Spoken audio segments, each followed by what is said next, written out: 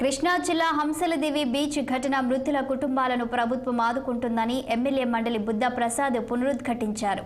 అవనిగడ్డ ప్రభుత్వ ఆసుపత్రిలో హంసలదేవి బీచ్ ఘటన బాధితులను బుద్ధా ప్రసాద్ వెంకట్రాం పరామర్శించారు.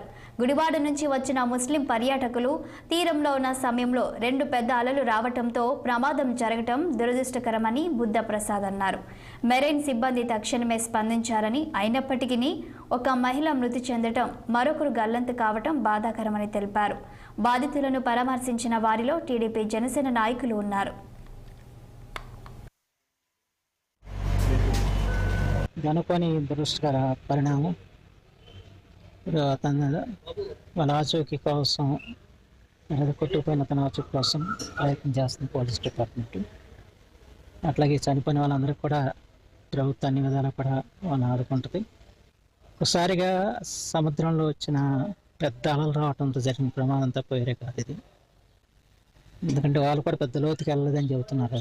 పైన అక్కడ ఆడాడుకుంటున్న తనంలో వచ్చేసి ఒకసారి ఒకదానంటే ఒకటి పెద్ద అలలు రావటం, లోపల లాగేయటం జరిగిందని చెప్పని ఇలాంటి దురదృష్టకర పరిణామం జరగటం, ఒకలా గలంత అవటం, మరొకరి ప్రాణం కోల్పోవటం, ఇది చాలా బాధాకరమైన విషయం.